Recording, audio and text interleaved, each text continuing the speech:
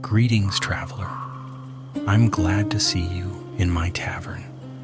Here you may rest after a hard road, drink a mug of good ale, and listen to an old, honest witcher's tale, one that smells of smoke, winding roads, and silver coins. The wind howled like a wounded beast as Geralt of Rivia trudged along the muddy track that led toward the northern borderlands. Winter had overstayed its welcome. Snowmelt turned the roads into rivers of filth, and the sky hung low with iron clouds that promised no mercy. His mare, Roach, snorted in protest as her hooves sank deep into the mire, but Geralt only gave a quiet murmur of reassurance. He had long since learned that the path did not ask for comfort, only endurance. He was bound for Dravengard, a small village whose name meant nothing to most maps. Word had reached him through a merchant caravan that something foul stalked the countryside there, corpses left bloodless, livestock torn apart, and folk whispering of vampires. It was the kind of rumor that drew witchers like flies to honey, though honey was sweet and contracts rarely were. Still, coin was coin, and monsters did not slay themselves. The trail wound through a stretch of black forest, the trees skeletal and dripping with meltwater. Crows followed him, their calls echoing across the still air, as if mocking his slow progress. The path stretched endlessly ahead, gray, lonely, and familiar. For Geralt, such silence was not a burden. It was home. By dusk, the lights of Dravengard appeared, faint flickers through the mist, clinging to the edge of a frozen marsh. The village looked tired, half buried in fog, its thatch roofs bowed beneath the weight of long winter. Smoke rose thinly from chimneys, carrying the smell of peat and old sorrow. Geralt rode in without fanfare, his cloak soaked, his expression unreadable beneath the shadow of his hood. The villagers noticed him at once. They always did. A witcher's presence was as easy to spot as it was to mistrust. A woman drawing water froze mid-motion. A pair of children stared wide-eyed before being pulled indoors by a cautious mother. Only the tavern door remained open to him, light spilling out along with the clatter of mugs and low voices. Inside, warmth wrapped around him like a coarse blanket. The air smelled of beer, wet wool, and fatigue. Heads turned. The murmurs fell quiet. Geralt removed his gloves, shaking off the damp, and approached the counter where a broad-shouldered man was drying cups with a rag that looked older than he was. "Witcher," the man grunted after a pause, eyes narrowing with wary respect. "We've heard talk of your kind. You looking for work or trouble?" Geralt's tone was calm, low, edged with weariness. "I hear you've got corpses turning up, drained of blood." The man's jaw tightened. "That's the alderman's matter. He's up at the longhouse beyond the square. You'll find him if you've got the stomach for stories best left untold." Geralt nodded once and turned to leave. The villager's eyes followed him all the way to the door, as if afraid his shadow might linger too long. The longhouse stood on a slight rise at the village's edge, its timber walls dark with moisture. A lantern burned outside, casting a trembling light across the snow-slick ground. Geralt knocked once. After a moment, a heavy voice answered, "Come in." Inside, the alderman, gray-bearded, wrapped in a fur cloak, sat hunched beside a fire. The warmth did little to ease the worry etched into his face. "So it's true," he said when he saw Geralt. "A witcher come to Dravengard. I hoped for one, though I'd not say that too loud. Folk here fear your kind nearly as much as the thing killing us." "Tell me about the thing," Geralt said, removing his wet cloak and letting it drip near the hearth. The alderman's gaze flickered toward the door, as if afraid the very word might summon it. 6 dead in as many weeks. Found in the woods near the marsh. Every one of them drained dry, no blood left in their bodies. Not a drop. And the wounds? Gods, you've never seen the like. Deep cuts, but not by blade or claw. Too clean, too precise. Vampire, then, Geralt muttered. But which kind? That's just it, the alderman said. We've had hunters come through, priests too. None stayed long. One went missing, never came back from the swamps. Another swore it wasn't any vampire he knew of. Said it was something older. Something that doesn't belong here. Geralt's eyes narrowed slightly. Tracks? Witnesses? Only one. A shepherd's boy. Swore he saw a pale figure near the old well at moonrise. Said it moved like smoke, faster than a man could blink. I'd call him a liar if not for what we found the next day. The body? The alderman nodded grimly. Aye, and worse, she was the boy's sister. Silence filled the room. The fire crackled, wood hissing as sap boiled away. Geralt studied the alderman's lined face, reading the exhaustion there, the helplessness of a man who had buried too many neighbors. I'll take the contract, Geralt said finally. Half payment now, half when it's done. The alderman rose, fumbling with a pouch of coins. You'll have your due, Witcher. Just find what's doing this before it finds another. Geralt pocketed the coins, his expression unmoved. He turned toward the door, already thinking of where to begin. Tracks, signs, scents in the damp air. Outside, the wind picked up again, carrying with it the mournful cry of something distant. He paused on the threshold and looked back once. Lock your doors tonight, he said softly, and keep the fires burning. Then he stepped into the dark. The path before him was narrow, half swallowed by fog. Somewhere beyond it, something waited, ancient, hungry, and clever. And as Roach whinnied softly behind him, Geralt of Rivia set his boots to the fatal path once more. The night lay thick and moonless, draped over the marshlands like a burial shroud. The fog, pale and restless, coiled low to the ground, concealing pools of black water and treacherous roots that seemed to twist beneath one's feet. Geralt moved through it with the patient grace of a hunter.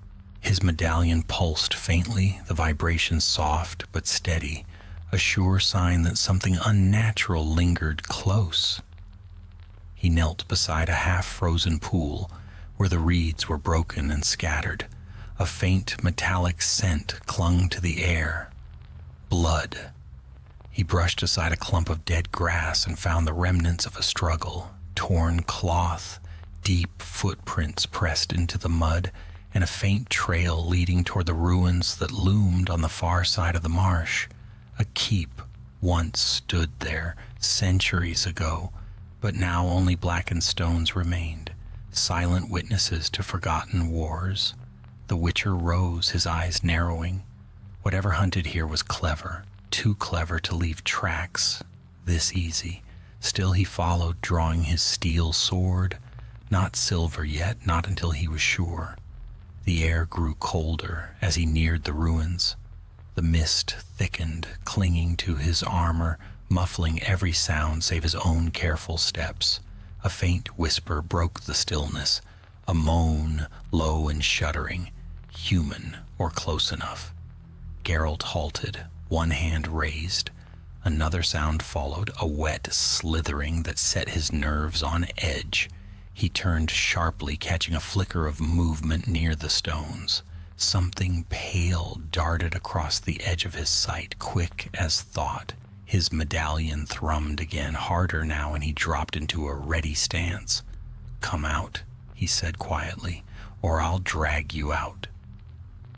Silence. Then from the fog a figure emerged, not a monster, but a woman. She was wrapped in a shawl too thin for the cold, her face pale and streaked with tears. Her eyes were wide, filled with desperate fear. "Please," she whispered, "don't hurt me." Geralt lowered his sword slightly but did not sheathe it. "You shouldn't be out here. The woods aren't safe." She shook her head. I came for herbs. My brother's sick. I need feverfew. I thought..." Her voice broke. "Then I heard something in the mist. I ran. God's help me, I ran." Geralt studied her for a moment longer, noting the tremor in her hands, the fresh scratches on her arms. A villager likely, foolish or desperate, often the same thing. He motioned toward the path. "Go home, stay indoors until morning, and if you value your life, don't return here." The woman hesitated, glancing toward the ruins. "But the dead? They say it comes from there, from the old cellar under the stones." Geralt turned toward the ruins again, his expression grim. "And that's where I'm going." He waited until the woman's footsteps vanished into the distance before continuing. The ruins rose before him, jagged and black against the fog. Moss and rot covered what was left of the walls. The air smelled of damp earth and decay. He found the entrance easily enough, a collapsed stairway leading down into darkness. Drawing a torch from his pack, he struck it alight and descended. The steps were slick, the air thick with the scent of mold. At the bottom, the cellar opened into a chamber half flooded with stagnant water. Broken barrels floated lazily near the walls. Something had been feeding here. Bones littered the ground, stripped clean, some gnawed to splinters. Geralt crouched beside one and ran his gloved fingers along the marks. Teeth, but not human, too fine, too sharp. He drew his silver sword. A sound stirred in the shadows, a low hiss, almost like laughter. Geralt turned, torch held high. Eyes gleamed from the dark, bright as coals. Then it leapt, a blur of pale flesh, claws flashing, teeth bared. Geralt met it midair, his blade slicing clean through the creature's neck. The body hit the ground with a thud, twitching, its head rolling into the torchlight. An Algul, but an unusual one. Its skin was nearly translucent, its mouth lined with too many teeth. Geralt frowned. These beasts didn't drain blood. They tore flesh, devoured sinew. This one was starving, perhaps, but not the killer he sought. He searched the chamber carefully and found more bones. Older this time, human and animal alike. A faint, sweet scent lingered above the rot. Something floral, out of place in such decay. He followed it to a corner where the wall had been disturbed. Behind a pile of stones, he uncovered a small bundle wrapped in cloth. Inside, to his surprise, lay dried herbs and vials sealed with wax. A healer's kit. Someone had been here recently. He straightened, thoughtful. The woman in the woods. Her story was too neat, too rehearsed. And that scent, he recognized it now. Nightshade and hellebore. Poisons, not remedies. Used by herbalists who dabbled in darker arts. A faint scrape drew his attention back toward the stairway. Another figure stood there, torchlight flickering across her face. The same woman, but no longer fearful. Her expression had hardened into something cold, watchful. "You shouldn't have come here, Witcher," she said softly. "This place isn't for your kind." Geralt didn't move. "You lied to me." "I had to," she replied. "If the villagers knew I came here, they'd burn me alive. They already blame me for the killings." "Should they?" His tone was even, but his grip on the sword remained firm. She met his gaze without flinching. "No. The thing that killed them, I tried to stop it. I nursed it when it was dying, long ago. I thought it could change. Fool that I was. What is it? Geralt asked. Her eyes glimmered in the torchlight. A higher vampire. His name is Eredin. He saved me once, years past. When hunters cornered me for healing a cursed child, he carried me from their blades. I owed him my life, but he was wounded, weak. I thought I could help him. I was wrong. Geralt's jaw tightened. A higher vampire, rare, ancient, nearly impossible to kill. And now he's feeding again. Yes, her voice trembled. He doesn't want to, but hunger's stronger than reason. He's still out there in the marshes. I thought I could hide him until he recovered, but he lost control. Geralt exhaled slowly, mind already turning over possibilities. If what you say is true, you've put everyone in Dravengard at risk. I know, her eyes pleaded, but he's not evil. He's sick. If you face him, please, don't kill him if there's another way. Geralt said nothing for a moment, then lowered his sword slightly. We'll see. He brushed past her, climbing the stairs into the cold night once more. The fog had thickened, curling around the ruins like smoke. Somewhere out in that endless gray, something watched. A hunger that would not wait much longer. Geralt mounted Roach, his breath misting in the chill. Eredin, he murmured, let's see what sort of monster you are. And with that he turned toward the marshlands, the torchlight fading behind him, leaving only darkness and the promise of blood. Morning crept over Dravengard like a wounded thing, bleeding thin light across the mist-soaked fields. The village stirred reluctantly, doors opening, smoke rising from damp chimneys, the soft murmur of life beginning again after a night of unease. Geralt was already awake, though he had barely slept. He sat outside the tavern, sharpening his blades with slow, practiced strokes.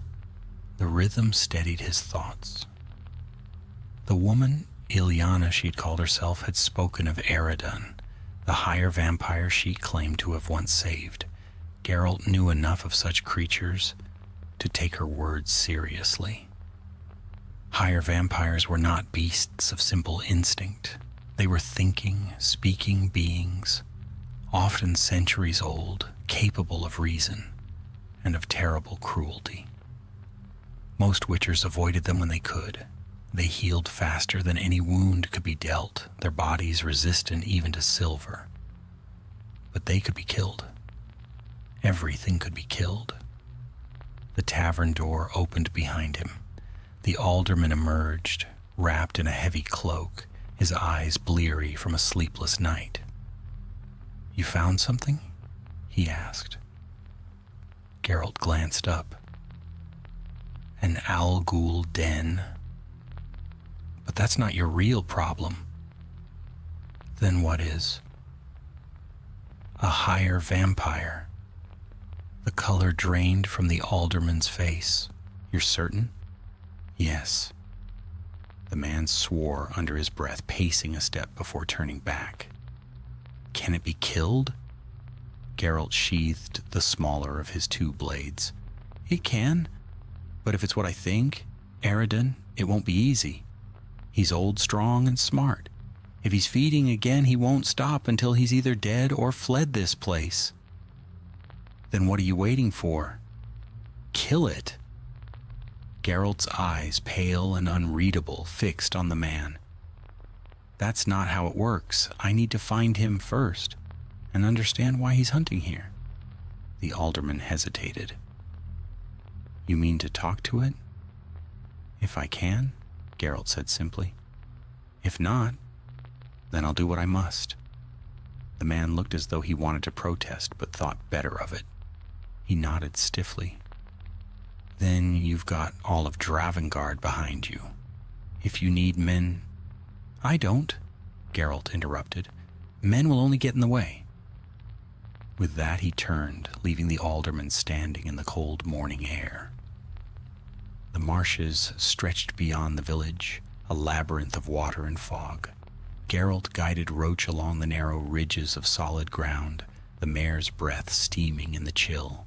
The Witcher's senses, sharpened by years of training and mutagens, drank in every detail. The faint ripple on the water's surface, the scent of decay mixed with something sweeter, almost metallic. Blood, old blood.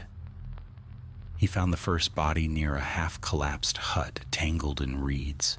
The victim was a man, or what was left of him, skin pale as wax, throat torn open, limbs stiff with the cold. No signs of a struggle. Geralt crouched beside the corpse and studied the wound. The bite was clean, deliberate, almost surgical, the work of a higher vampire without question. He rose slowly, scanning the horizon. The fog shifted, and for an instant he thought he saw movement, a tall shadow gliding between the trees. He reached for his sword, but when the mist cleared, the figure was gone. "Not ready to show yourself yet," he murmured. "Fine, I can wait." By midday he reached the edge of the swamps, where the ruins gave way to forest. The ground was drier here, and through the silence he heard faint singing. A woman's voice, soft and mournful. He followed the sound to a small clearing, where Ileana knelt beside a shallow grave. She looked up as he approached. "You followed me." "I don't follow," Geralt said. "I track." Her eyes were red from crying. "He's killed again, hasn't he?" "Yes." He paused. "You could have told me sooner what you were hiding." She gave a bitter laugh. "Would you have listened? Witchers kill monsters. That's what everyone says. I thought if I told you, you'd strike him down without a word." Geralt's gaze stayed steady. "That depends on the monster." Ileana rose, brushing dirt from her hands.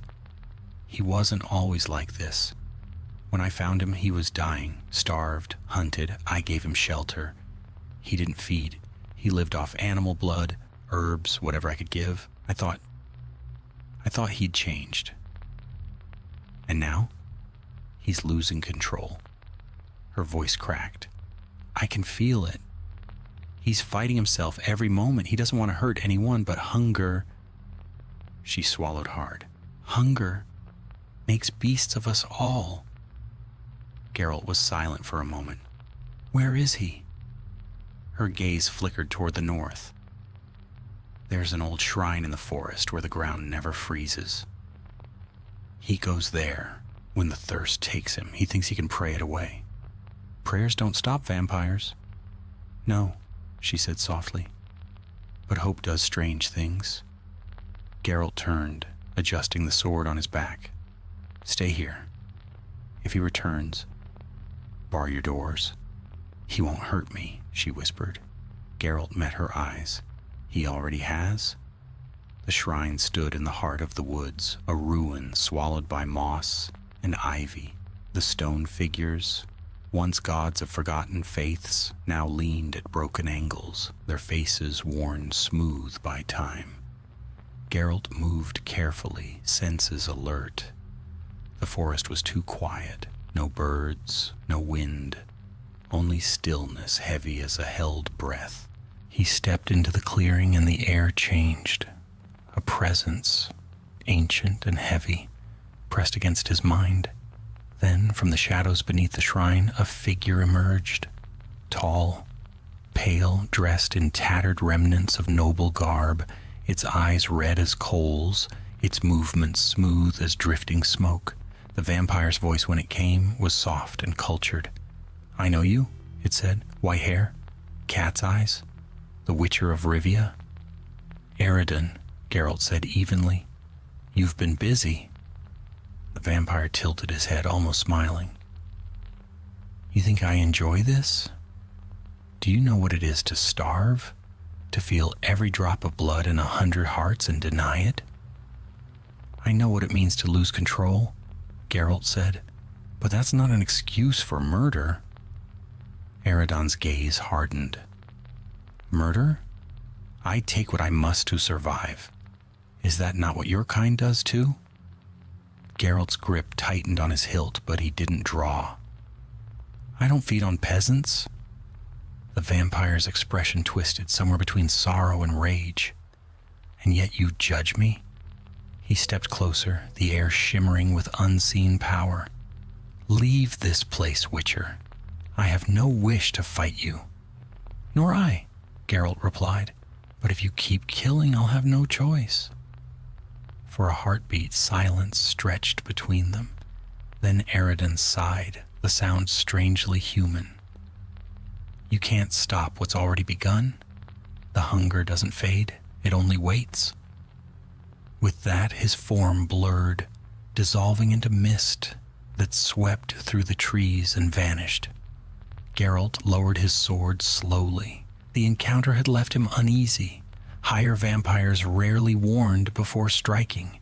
Eridan had spared him for now. But mercy from such a creature was never free.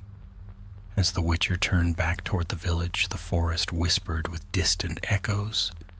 The rustle of unseen wings, the faint call of something ancient stirring.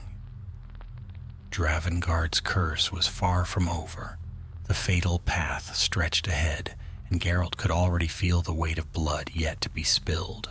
The next day broke beneath a sky the color of cold iron. A storm was building in the north, low thunder rolling like the growl of some unseen beast. Geralt rode through the outskirts of Dravengard as the wind swept the thatched roofs, carrying the bitter scent of rain and fear. The villagers had already begun to whisper rumors of the Witcher's arrival, of the vampire in the marshes, of death that walked on silent feet. Fear made them talk, but fear also made them stupid. He dismounted near the well in the square and tied Roach to a post. The ground was churned with mud, but the traces he sought were faint. Prints, the wrong shape for a man's boots, leading away toward the forest path. Too light to belong to any peasant. Geralt crouched, running a hand over the mark. It was as he expected. Eridan had been here. The alderman's assistant, a stout fellow named Volek, approached with a nervous look. Witcher, the alderman sent me. Another's dead. Found him by the river. Geralt rose. Show me. They made their way through the thinning rain, boots splashing through puddles, the village dogs howling somewhere behind them. The riverbank was a grim sight. A man sprawled half in the water, pale as bone. His chest bore 2 precise punctures, the skin around them drained to a grayish hue. Geralt knelt beside the corpse, studying it. The wound was clean, without tearing. The vampire fed and stopped before the body was emptied. That wasn't hunger alone, that was restraint. Volek crossed himself shakily. You think it's the same one? Yes, Geralt said. And he's sending a message. He stood and looked toward the forest, where the mist still clung to the trees. Somewhere out there, Eridan waited. Perhaps for him, perhaps for something else. By late afternoon, the rain came harder. It fell in long silver lines, blurring the edges of the world. Geralt sought shelter in the tavern again. More for information than warmth. The villagers huddled at their tables, their whispers hushed as he entered. He ignored them, making his way to the counter where the innkeeper stood, wringing his hands. You've heard? The man muttered. About the river? Geralt nodded. Aye. Tell me something useful. Anyone seen strangers passing through? Hunters, mages, anyone who doesn't belong here? The innkeeper shook his head. No travelers since you. But there's talk. Folks say the herbalist's been keeping to herself. Doesn't come to the market no more. Keeps her shutters closed at night. Geralt's expression darkened slightly. Ilyana. Aye, that's her name. Some think she's cursed. Others say she's got the devil's luck, never sick, never aging. Geralt's gaze shifted to the window, where rain streaked the glass. Or maybe she has help. He turned and left without another word. The forest was darker than before. Rain fell through the canopy in thin curtains, whispering against leaves and stone. Geralt followed the winding trail toward Ilyana's cottage, the air thick with the scent of damp earth and something sweeter, blood, faint but unmistakable. He drew his silver sword as he approached the small hut nestled beneath the trees. Its door hung slightly ajar, creaking in the wind. Inside, the hearth still smoldered, casting faint orange light over a room in disarray. The table had been overturned, herbs scattered across the floor, vials shattered. "Ilyana?" he called softly. A sound came from the back room, a gasp followed by the scrape of something heavy. Geralt moved quickly, pushing the door open with his free hand. She was there, kneeling beside a prone figure. Eredin. The vampire's skin was deathly pale, his veins dark as ink beneath it. His chest rose and fell shallowly, blood seeping from wounds that looked as though they'd been inflicted by fire or magic. "Don't," Ilyana said sharply, standing between them. "He's hurt." Geralt's eyes flicked over the creature's form. "Who did this?" "Hunters," she whispered. "A group came through last night. I told them nothing, but they found him. They used torches, oil. He barely escaped." Geralt sheathed his sword slowly. "He's not feeding." "Why?" "He can't," she said. "The wounds, they burned something into him. A sigil that poisons his blood when he feeds. He's dying."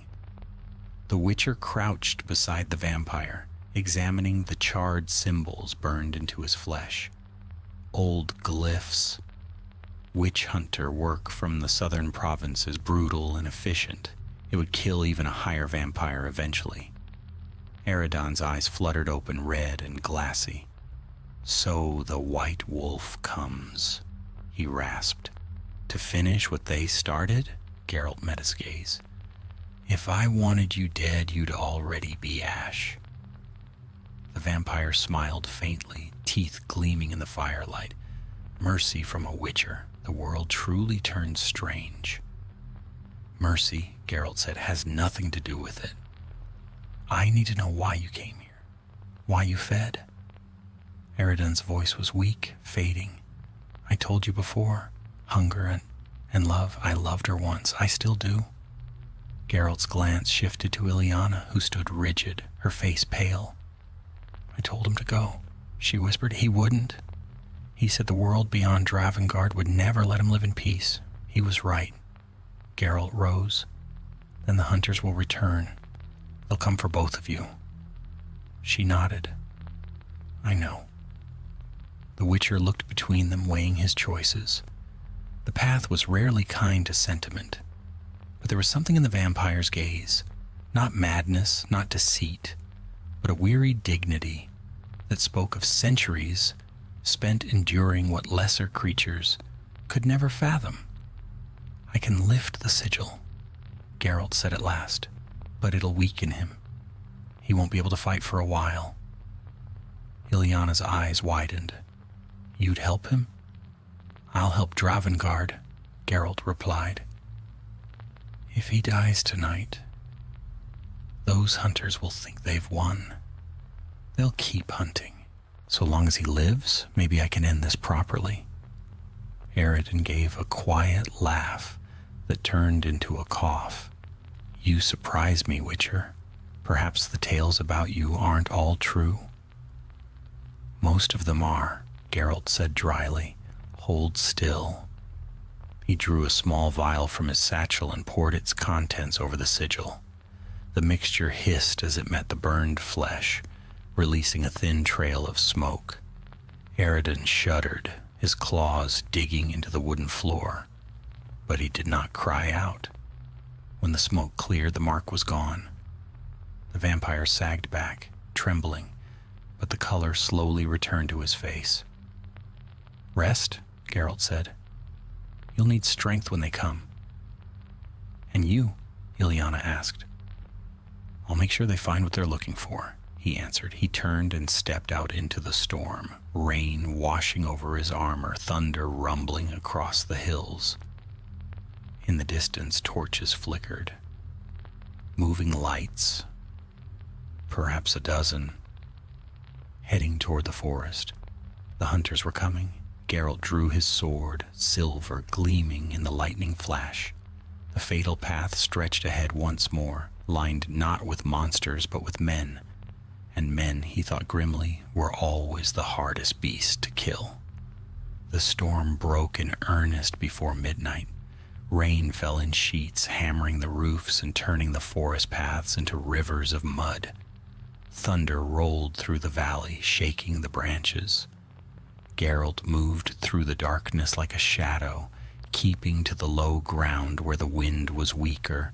The torches he'd seen from afar were closer now, 12 at least, maybe more, weaving through the trees in uneven lines. Witch hunters. He could hear their voices over the storm, rough and confident, the kind of men who'd killed too many to still fear death. Their leader rode ahead on a black mare, a cloak of wolf pelts clinging to his shoulders. Even in the rain, his armor gleamed, a mix of chain and boiled leather.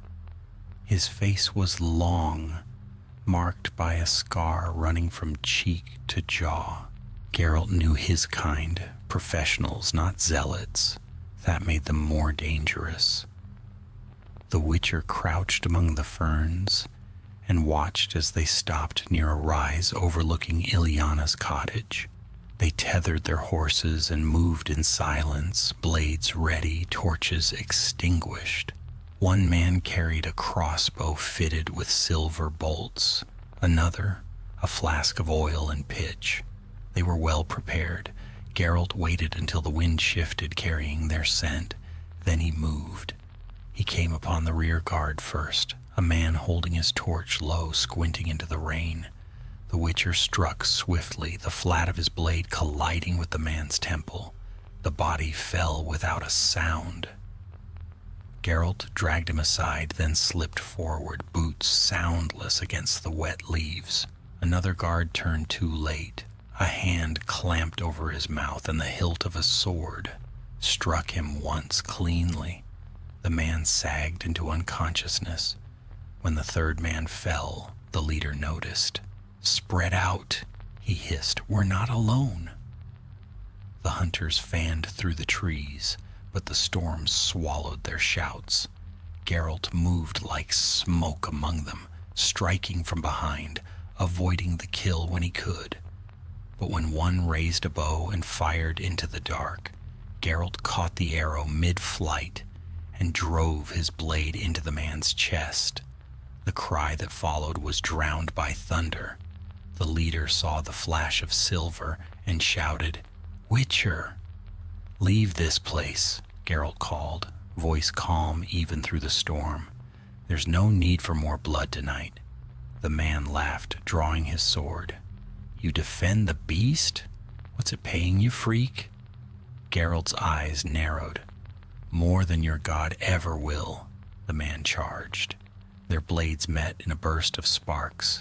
Steel rang against steel, rain cascading down their faces. The hunter was skilled, fast, brutal, but Geralt was faster. He sidestepped a heavy swing and struck low, cutting through chainmail. The man staggered, but did not fall. He swung again, rage lending him strength. "You can't protect monsters," the hunter spat. "You are one." "Perhaps," Geralt said, "but I choose what kind of monster I am." He turned aside the next blow and drove his pommel into the man's jaw. The hunter collapsed to his knees, weapon falling from his grasp. Geralt pressed the sword's tip to his throat. "Call your men back." The hunter met his gaze, blood running down his chin. "Never." Geralt's expression didn't change. "Then they'll die for nothing." A flicker of doubt crossed the man's face. then vanished. Better to die clean than live cursed. He lunged suddenly, a dagger flashing from his belt. Geralt moved quicker. The blade struck first, sliding between the man's ribs. The hunter gasped once, then fell. For a long moment, the Witcher stood in the rain, listening to the storm. The others were retreating, shouting to one another in confusion. He could have pursued them, but he didn't. Killing one leader was enough to scatter the rest. He cleaned his sword in the wet grass and sheathed it. Then he turned toward the cottage. Inside, the air was thick with smoke and feverish heat. Eredin lay where Geralt had left him, though his wounds had closed somewhat. His eyes opened as the Witcher entered, glowing faintly in the gloom. "You smell of blood," the vampire said softly. "Human blood." "Not yours," Geralt replied, shaking the rain from his cloak. "The hunters won't trouble you tonight." Eredin smiled weakly. "You fought for me? That surprises you as much as it does me, doesn't it?" Geralt didn't answer. He moved to the hearth, adding another log to the fire. The flames flared, painting the walls in shades of gold and crimson. Ilyana emerged from the back room, her face drawn but steady. "They're gone?" "For now," Geralt said, "but they'll return with more." Word spreads fast when Witchers take sides. She knelt beside Eredin, pressing a damp cloth to his forehead. "He's burning. His body's fighting itself. He needs to feed," Geralt said. "I can't let him," she whispered. "If he feeds, he'll lose what little control he has left." Eredin's voice was faint. "She's right. I feel it. The hunger clawing at my mind. If I drink, I'll kill her." Geralt studied them both in silence. The room smelled of herbs, blood, and desperation. "There's another way," he said finally. "You don't have to feed on her. A Witcher's elixir can mimic the sustenance your body craves. It won't last, but it'll give you strength to flee." Eredin looked up sharply. "Flee? You can't stay here," Geralt said. "Dravengard will burn before it lets a vampire live among them. You and Ilyana both." The woman's eyes filled with tears. "We can't keep running forever." "Then don't," Geralt said quietly. "But not here. There are places in the north. Ruins, forests, where men don't go. Live there if you must." He took a small flask from his pouch and set it on the table. The liquid inside shimmered silver. "Drink this when night falls. It'll dull the hunger, but only for a time." Eredin reached for it, his hand trembling.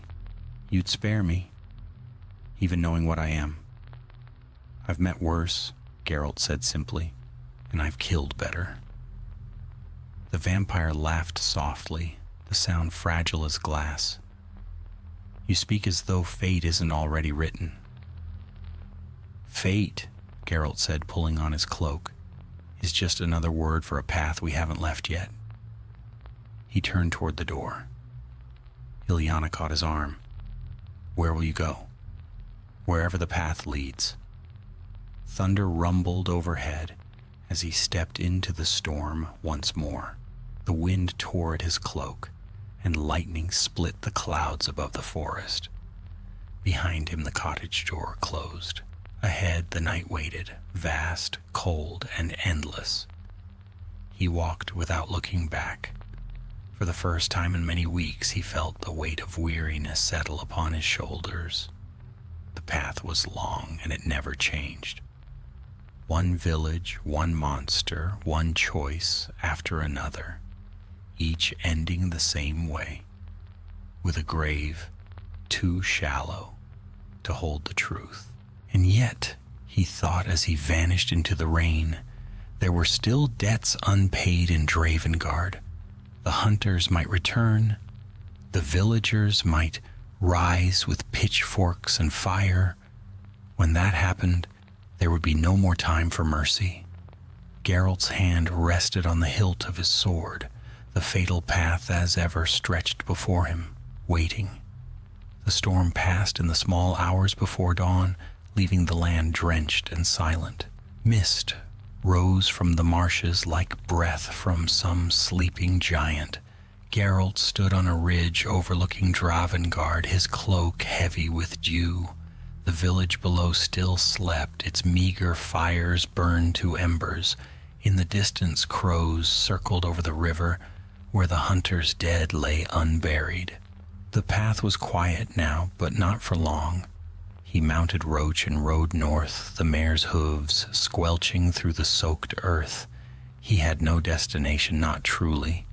Witchers rarely did. He rode because it was easier than standing still, easier than thinking. The night's work weighed on him more than he cared to admit. Men slain by his hand, a vampire left alive, a woman doomed by love. He had seen it all before, endless variations of the same tragedy. Yet somehow this one lingered. By midday, the rain returned as a thin drizzle. Geralt stopped at a crossroads marked by a weathered post.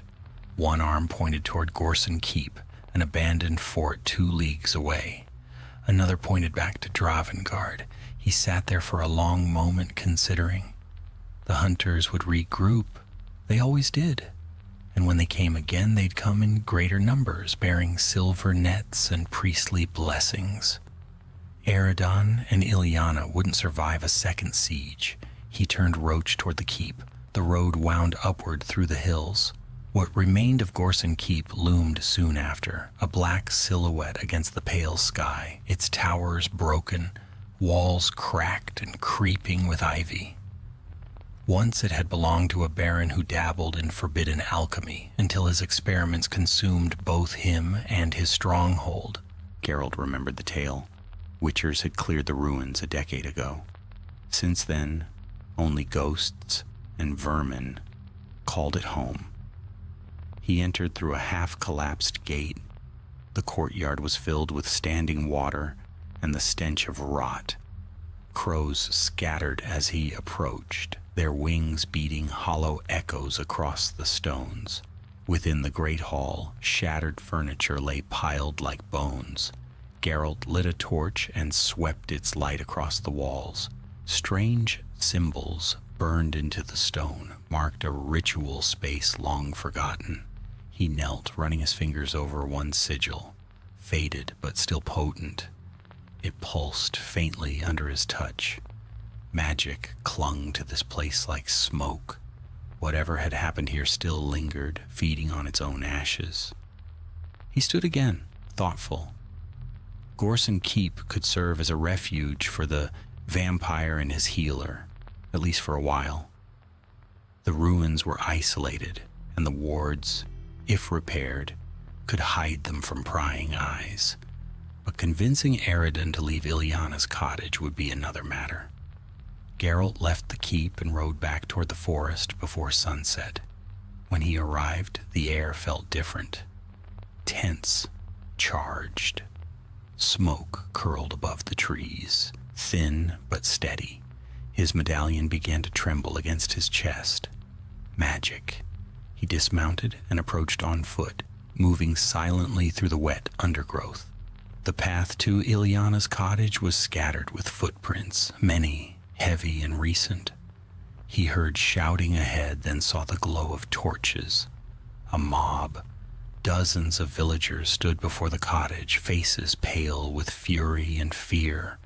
The alderman was among them, his cloak pulled tight against the drizzle. "She harbors a beast," he cried.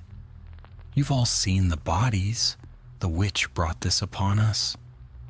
Ilyana stood in the doorway, rain running through her hair, her voice breaking as she pleaded. "He's not what you think. He hasn't hurt anyone since... Her words were drowned by the roar of the crowd. Stones struck the walls. Someone hurled a torch and fire bloomed briefly before the rain smothered it. Geralt stepped into the clearing. The mob froze at the sight of him. The Witcher's silhouette in the rain was unmistakable. broad-shouldered, swords gleaming at his back, eyes glowing faintly gold. "Enough," he said, his voice carrying like thunder. The alderman turned. "Witcher, you were hired to kill the monster, not defend it?" "I killed your monster," Geralt said evenly, "the one responsible for the first deaths. But the vampire isn't hunting anymore. He's wounded. Dying." "Lies!" someone shouted. "He'll kill us all." Another voice rose. "Burn them both." Geralt's hand rested on his hilt. "You'll do nothing of the sort." The alderman's face hardened. "Stand aside. This isn't your affair." "It became my affair when you hired me," Geralt replied. "You want justice? Fine. But you won't find it in fire and pitchforks." The men shifted uncertainly, eyes flicking between him and the cottage, fear warred with hatred in their expressions. Then, from behind Ilyana, a sound, a low guttural snarl. Aridin stepped into view. His wounds had knit together, though his eyes burned like twin embers. He was gaunt, trembling, but still terrifying to behold. Gasps rippled through the crowd. The vampire raised his hands, voice low but clear. "I never meant to harm you. Leave, and I will do the same. This ends tonight." The alderman pointed a trembling finger. "It speaks. Gods help us." Geralt saw what came next before it happened. A man at the front, one of the younger ones drunk on courage, raised a crossbow and fired. The bolt struck Aridin in the shoulder. The vampire roared. Everything erupted at once. Villagers screamed and scattered as Aridin surged forward, his restraint shattered. In a blink, he crossed the distance and tore the weapon from the man's hands. Blood sprayed across the mud. Geralt drew his silver sword. "Aridin!" he shouted. "Stop!" The vampire turned, eyes blazing with fury and pain. "I warned them, Witcher. I warned them all." He lunged at another attacker. Geralt moved faster, slashing low. The blade bit into Aridin's leg, sending him sprawling. The vampire hissed, trying to rise, but Geralt pinned him down with the flat of his blade. "Enough," Geralt said through clenched teeth. "Don't make me finish this." Ilyana ran forward, falling to her knees beside them. "Please, stop. He's not. But it was too late. The villagers had fled, leaving their torches burning in the mud. The flames flickered against the trees, lighting the vampire's face. Aridin's gaze met Ilyana's. Whatever fury had driven him drained away, replaced by sorrow. "I tried," he whispered. "I truly did." Then, with a sudden burst of strength, he threw Geralt back, rising to his feet. For a heartbeat, it seemed he might flee. Instead, he bared his throat, the rain washing streaks of blood from his skin. "Do it," he said quietly. "End this." Geralt hesitated. The Witcher's code demanded monsters be slain when they threatened man.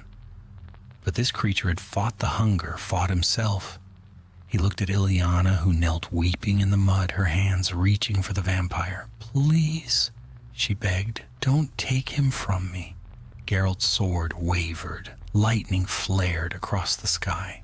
Then Aridin stepped forward, impaling himself upon the silver blade. The sound was sickeningly soft. A sigh, a whisper. His eyes met Geralt's one last time. "Thank you," he breathed. He fell without another word. The rain swallowed all sound. Geralt withdrew his blade and stood over the body for a long while. Ilyana's sobs were the only thing left alive in the clearing. When at last the dawn broke, it found the Witcher still there, staring into the gray horizon. The mob had vanished. The fire was gone. Only ashes and silence remained. He cleaned his sword and sheathed it. Without a word, he turned and began walking down the road, the path stretching endlessly before him. The fatal path, he thought, was never the monster's alone. It claimed all who walked it, man, beast, and witcher alike. The dawn that followed was pale and cold, the kind of dawn that seemed unsure whether it wished to exist at all. Geralt rode slowly from the smoldering ruins of the clearing. The world around him hushed as though holding its breath.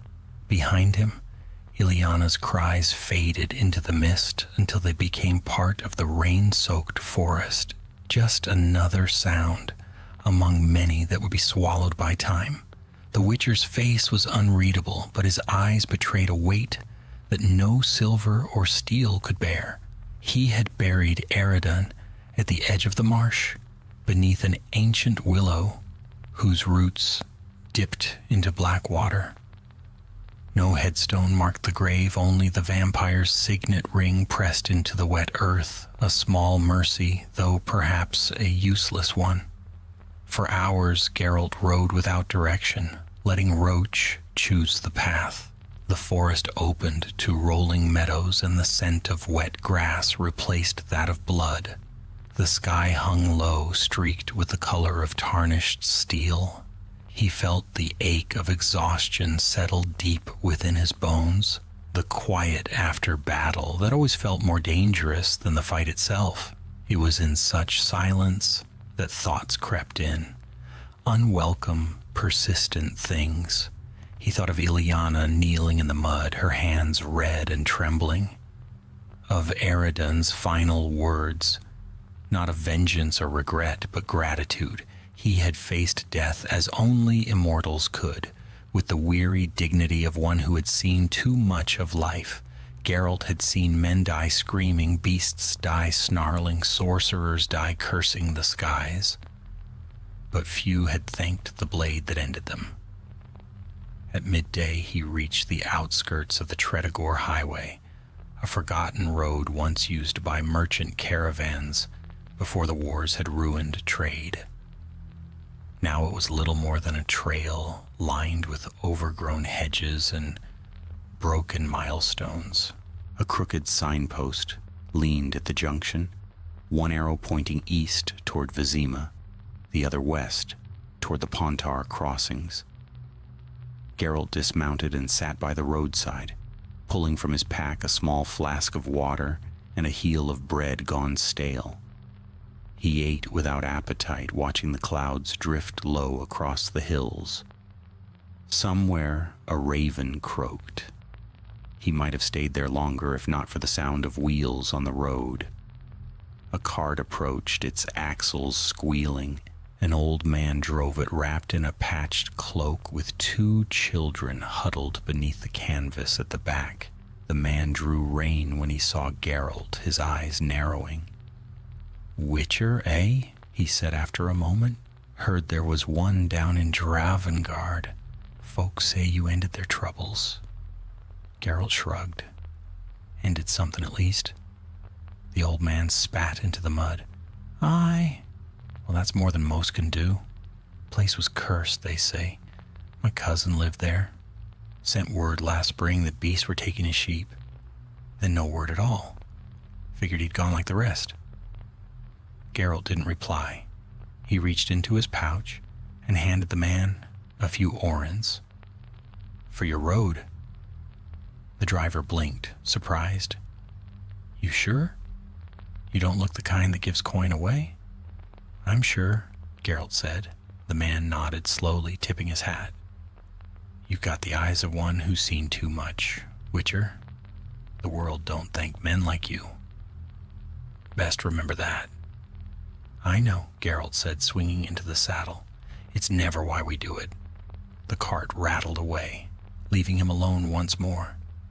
He turned Roach north. The path beckoned as it always did, wordless, patient, unending. By nightfall, the Witcher had found shelter beneath a stone bridge spanning a narrow stream. He built a small fire, its light flickering against the low arch above him. Rain had begun again, soft and steady, and the water's murmur filled the space with a strange calm. He removed his armor piece by piece, setting it to dry. The medallion at his neck still trembled faintly, though no monster lurked nearby. It was only the echo of what had been, residual magic left from Eridan's death. That was the nature of such beings. Their essence clung to the world like mist, long after their bodies were gone. Geralt lay back, resting his head against the saddle. Sleep came slowly, and when it did, it came with dreams. He dreamt of the vampire again, not as he had died, but as he had lived. Eridan stood beneath the willow, tall and unbroken, his eyes calm, his voice steady. "You think the path leads to answers, Witcher," he said, "but it only leads to more paths. You kill, you move on, and the world remains unchanged. Tell me, who hunts you?" Geralt said nothing. "Ah," the vampire smiled faintly. "That's the truth, isn't it? The path always circles back. One day it'll lead to your own grave."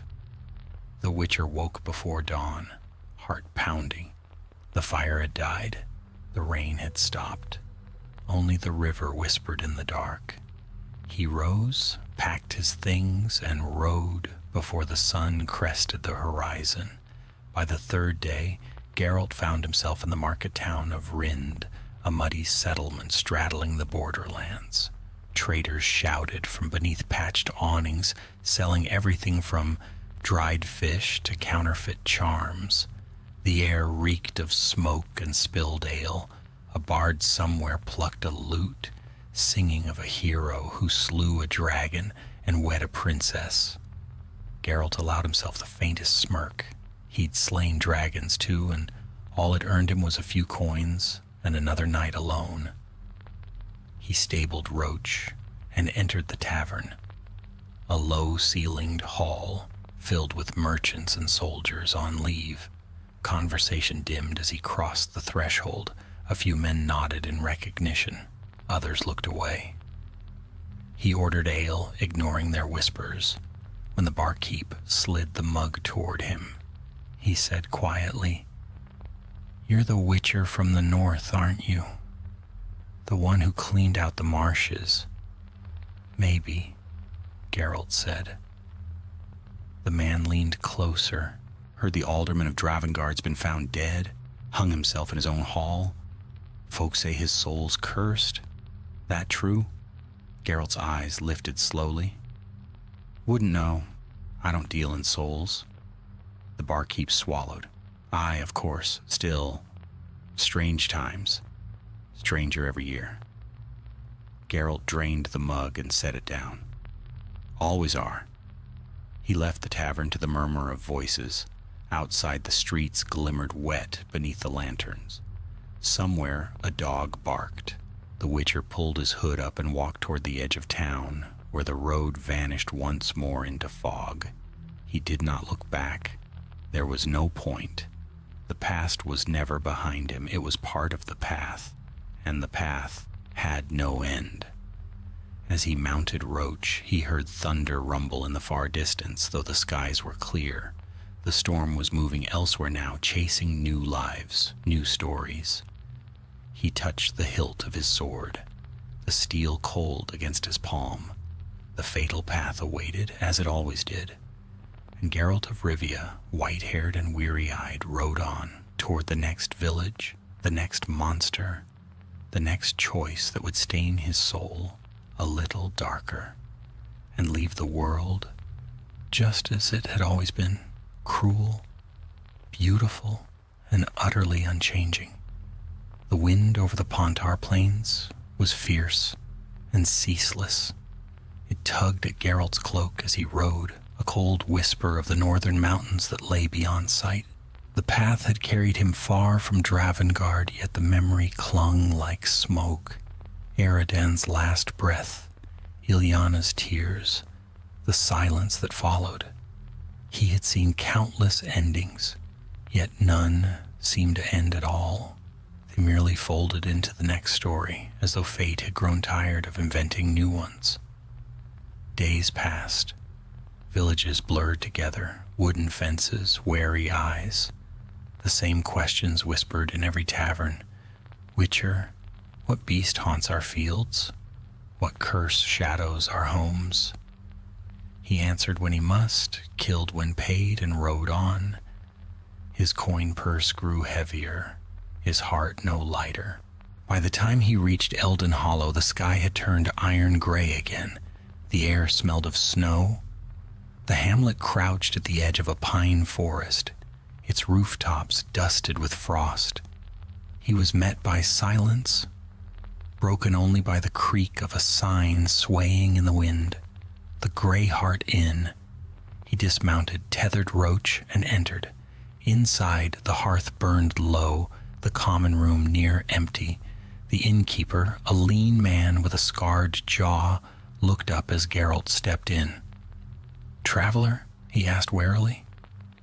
"Witcher," Geralt corrected, shaking the snow from his cloak. The man's eyes widened. "Ah, heard tell of your kind, though never thought I'd see one here. You're in luck, or maybe not, depending on your view. There's talk of something foul in the woods."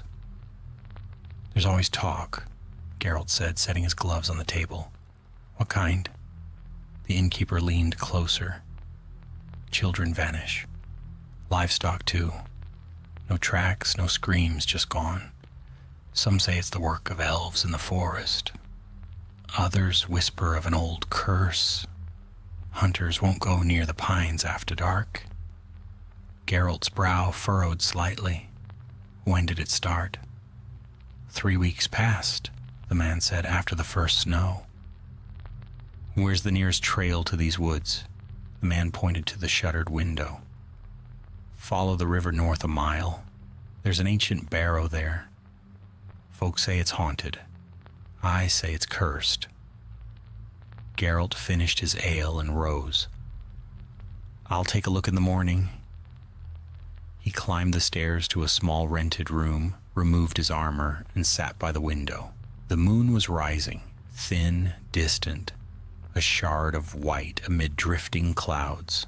He thought again of Dravengard, of the vampire who died asking for peace he could never earn. Monsters bled, humans wept, and the world turned on, unchanged. Still, he kept walking the path. Someone had to. At dawn, he set out along the river. Frost crunched beneath his boots. The pines loomed tall and silent, their trunks black against the pale light. Birds fled at his approach. His medallion gave a faint vibration, not strong, but steady. Something unnatural stirred nearby. He followed the trail until he reached the barrow the innkeeper had mentioned. It rose from the forest floor, like a buried crown of stones, overgrown with moss and nettles. The entrance yawned open, its air damp and cold. A faint hum, almost inaudible, drifted from within, a sound too rhythmic to be wind. Geralt drew a steel dagger, lit a torch, and stepped inside. The tunnel sloped downward into darkness. The walls were carved with spiraling patterns, ancient runes, their meaning long forgotten. He brushed dust from one and saw the faint outline of an elven crest. Not a tomb then, but a shrine. The humming grew louder. At the tunnel's end, the passage opened into a wide chamber where water dripped from the ceiling in slow, echoing rhythms. At the center stood a stone altar covered in offerings, trinkets, flowers, and something else. Small, pale bones, child bones. Geralt's jaw tightened. He crouched, examining the remains. Some bore marks of teeth, fine, needle-like impressions, not wolves, not human. From the shadows above, something shifted. He moved instantly, rolling aside as a figure dropped from the ceiling with a hiss. It landed lightly on all fours, pale and slender, its limbs too long, eyes black as pitch. A Bruxa. The creature's scream tore through the air like shattering glass. Geralt's medallion vibrated violently. He rose, torch flaring, and drew his silver blade in one smooth motion. The Bruxa circled him, soundless now, her movements fluid as smoke. Her voice followed, soft as a whisper in his mind. "Witcher, you disturb the dead." "They're not yours," Geralt said coldly. "They are offerings, gifts for the forest. For me." She moved closer, her lips curling in something between a smile and a snarl. "You killed one of my kind, long ago, in a village of men who burned what they feared. Do you think I forget such things?" "I kill many things," Geralt said. "Remind me why?" The Bruxa laughed, a low melodic sound. "Because he loved a mortal woman. Because he tried to be what he was not. You took him from me." Eridan. The Witcher's grip tightened. "He chose his end. He chose her," she screamed, her voice breaking into a shriek that sent cracks through the stone. "He chose death over eternity, and you, Butcher, granted it." She lunged. Geralt met her mid-stride, silver flashing in the gloom. The first strike missed as she vanished, reappearing behind him with a claw raised. He spun, parrying just in time, sparks leaping as steel met talon. Her scream came again, shaking the torchlight, disorienting him. She moved faster than sight, a blur of pale limbs. He closed his eyes, relying on instinct, the sound of her breath, the rush of air before the strike. He countered, blade slicing through the edge of her shoulder. Black blood splattered the stones, hissing where it fell. The Bruxa staggered, her eyes flaring red. "You can't kill what mourns, Witcher." "I've killed worse," Geralt said. She darted forward one last time, too fast for the eye. He raised the blade in a reverse grip and drove it upward, straight through her heart. The scream that followed was not rage, but grief, deep and hollow. Her body crumpled, dissolving to ash before it touched the floor. Silence followed. Only the dripping water remained. Geralt knelt beside the altar, brushing ash from the bones. He gathered them carefully, wrapping them in a strip of linen.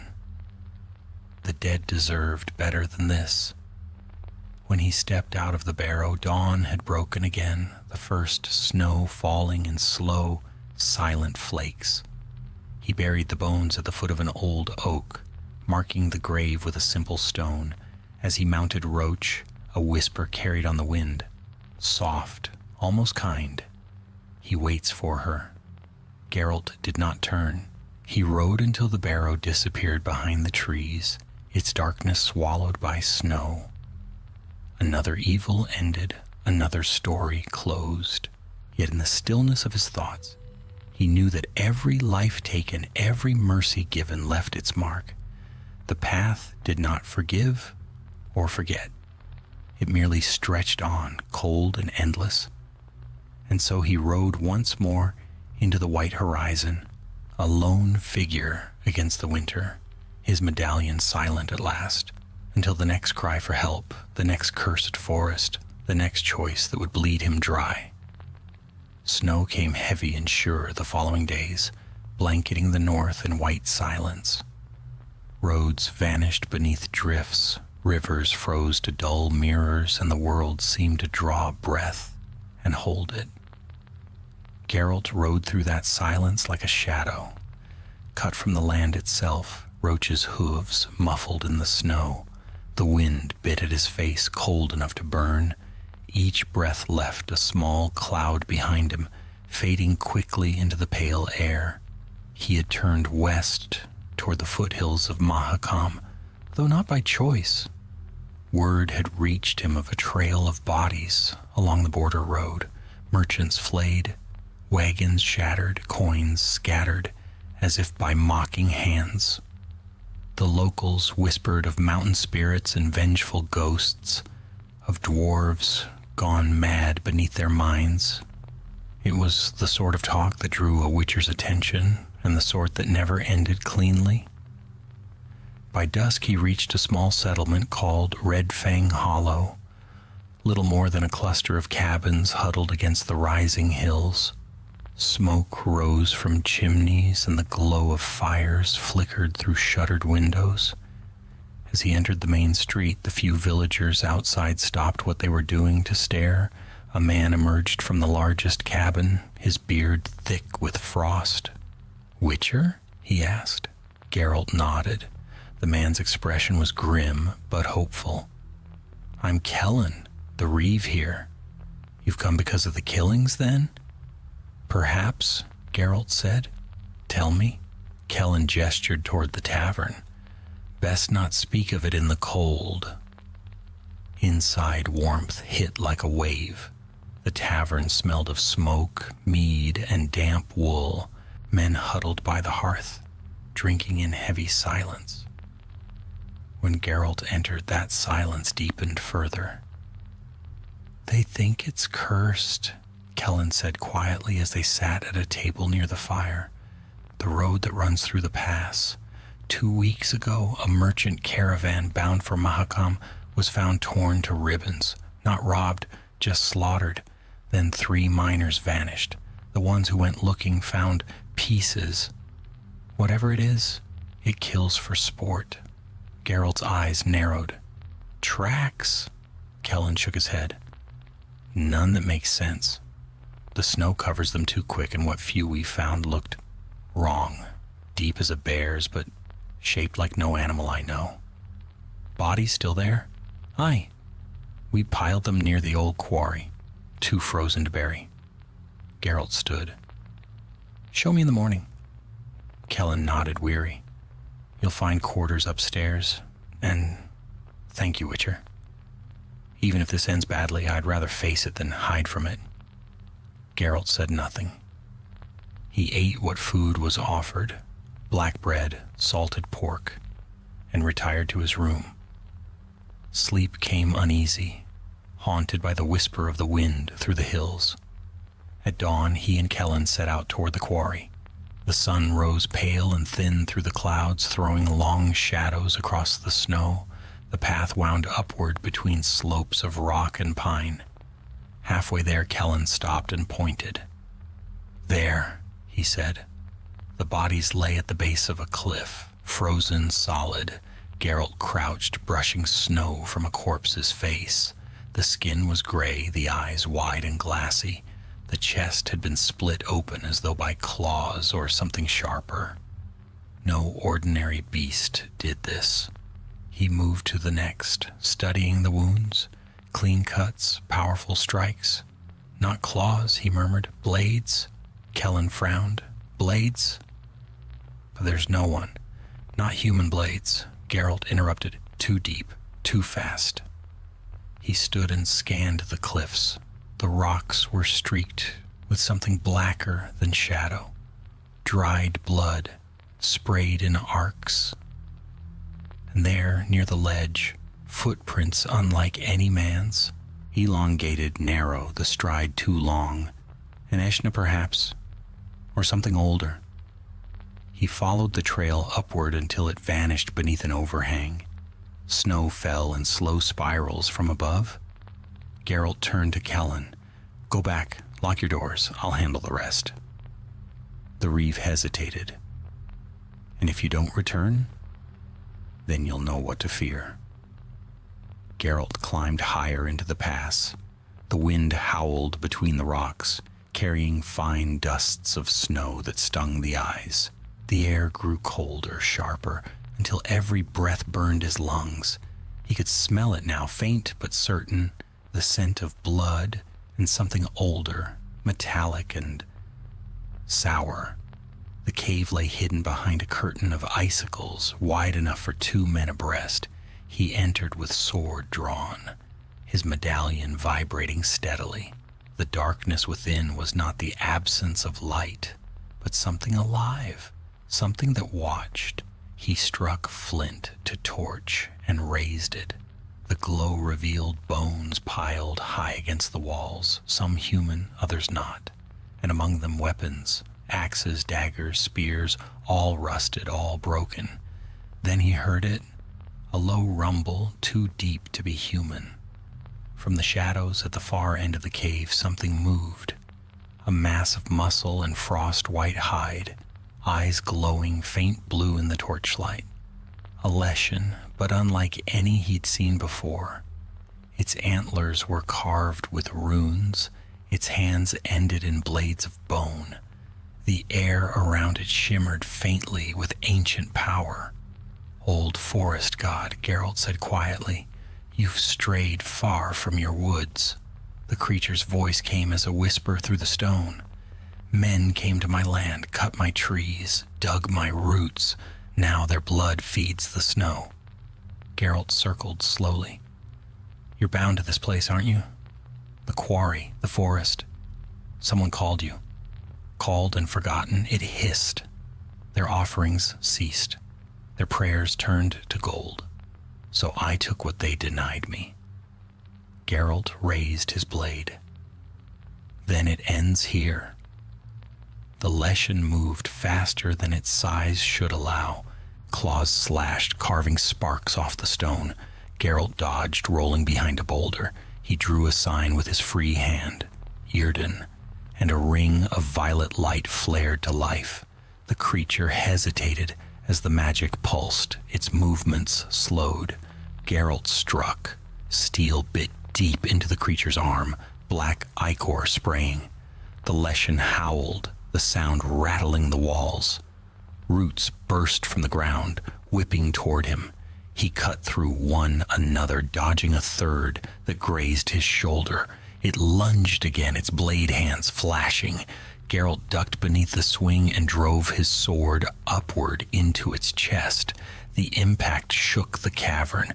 The leshen staggered, snarling. "You cannot kill the forest," it whispered. "No," Geralt said, voice hard, "but I can burn it." He hurled a second sign, Igni, and fire roared forth, consuming the creature's chest in a burst of orange flame.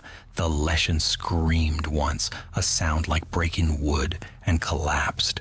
Its body burned quickly, leaving only ash and a smell of pine smoke. Silence returned. Geralt stood there for a moment, watching the ashes scatter on the cold wind that crept through the cave. Then he turned and made his way down the mountain. By the time he returned to Red Fang Hollow, night had fallen. The villagers gathered as he rode into the square. Kellen stepped forward. "It's done?" "It's done," Geralt said. "What was it? Something ancient? Something you'd best forget?"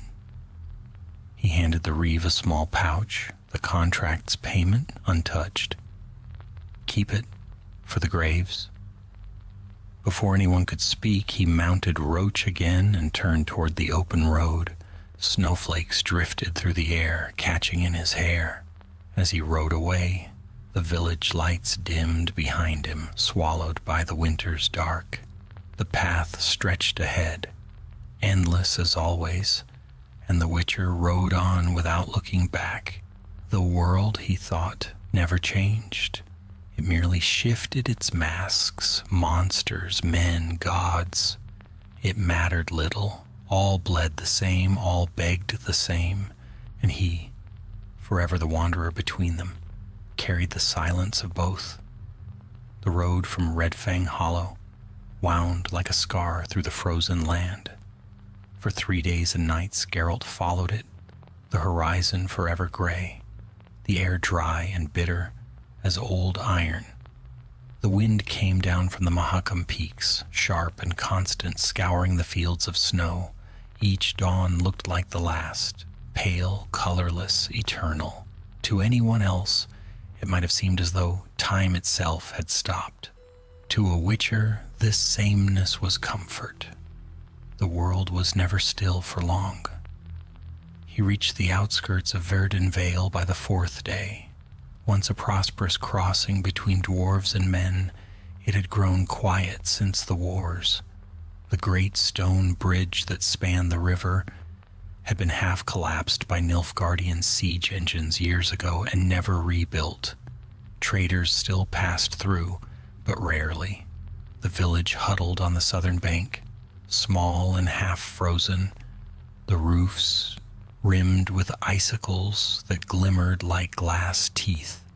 Geralt guided Roach through the square, noting the faces that turned toward him. Men paused in their work and women drew children indoors. It was a dance he knew too well, the same suspicion, the same whispered prayers. A witcher was a herald of things they preferred not to name. He stopped before the inn, its sign creaking in the wind. The 3 Hares. Inside, the heat of the hearth washed over him, along with the smell of mulled wine and fear. Conversation ceased. The innkeeper, a round man with eyes too quick to settle, gave him a stiff nod. "Stranger," he said cautiously, "we don't see your kind much these days." "Then you're lucky," Geralt replied, pulling back his hood. "Ale and news?" The innkeeper poured the ale and leaned on the counter. "News, you say? None worth hearing, I'd wager.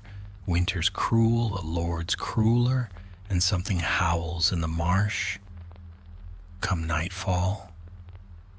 Geralt took a sip. "What sort of something?"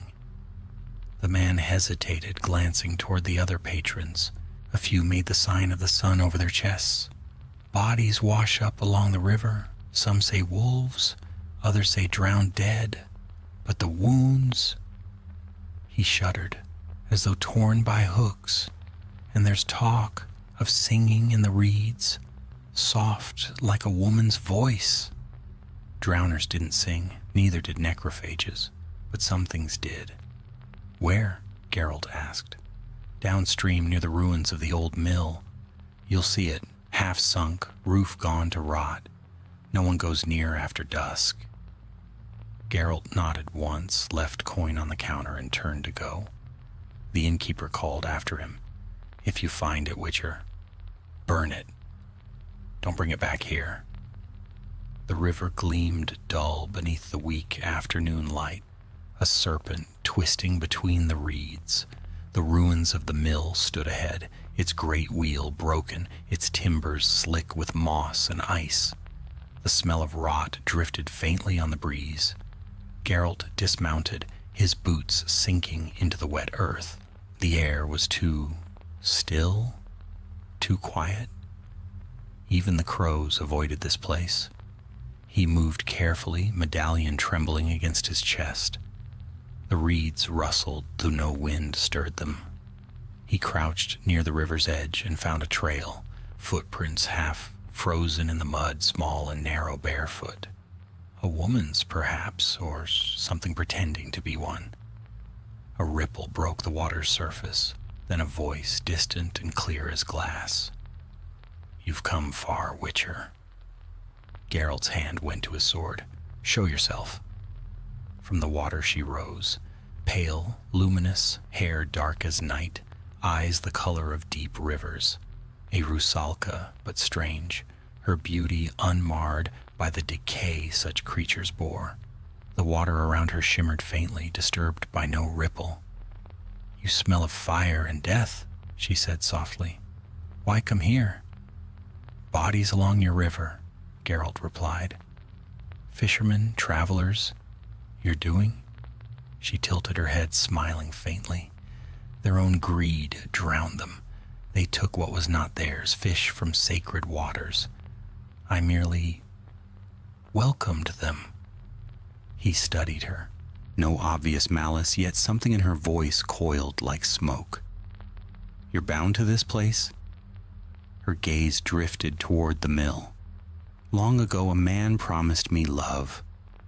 When he broke his oath, I threw myself from that bridge. The river took me, now I wait." Geralt's tone hardened. "You wait and kill. Would you have me do otherwise?" Her smile faded. "You've killed your share, Witcher. Tell me, do you still dream of them?" He said nothing. Her eyes gleamed. "Ah, so you do." The air grew colder. The surface of the river froze in spirals around her. Geralt drew silver. "If you won't stop, I will." The Rushalka's laughter echoed like bells. "You cannot kill what loves the water." She vanished beneath the ice. A heartbeat later, the river erupted. Geralt rolled aside as a torrent burst upward, shards of frozen water slicing the air. She emerged behind him, claws of ice glinting at her fingertips. He turned, swinging, and the blade cut through her form. But instead of blood, water spilled, hissing as it struck the ground. The Witcher muttered a sign, Irden, and the circle flared beneath her. For a moment she froze, her body solidifying within the trap. Geralt struck again, and this time his sword bit deep. Her cry pierced the stillness, a sound of loss more than pain. The spell broke. She fell to her knees, her form flickering between flesh and mist. "He promised," she whispered. "He swore to love me beyond death." Geralt's voice softened despite himself. "Then follow him." Her eyes met his, wide and clear, and for an instant she seemed almost human. Then her body crumbled into frost and water, melting back into the river that had claimed her. The ice hissed, then stilled. He sheathed his sword slowly. The reeds swayed once, and all was silent. That night he returned to the inn. The villagers watched from their tables, eyes wide. The innkeeper approached, wringing his hands. "Well, it's done," Geralt said. "No more bodies." "What was it?"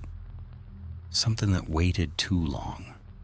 The man nodded, not understanding, and pushed a mug toward him. "You've got the look of a man who's seen too much, Witcher. But maybe you saved us a little longer. Drink and warm yourself." Geralt did, though the taste of the ale seemed distant. Through the window he could see the river glinting under the moonlight, calm once more. He stayed until dawn, then took his leave.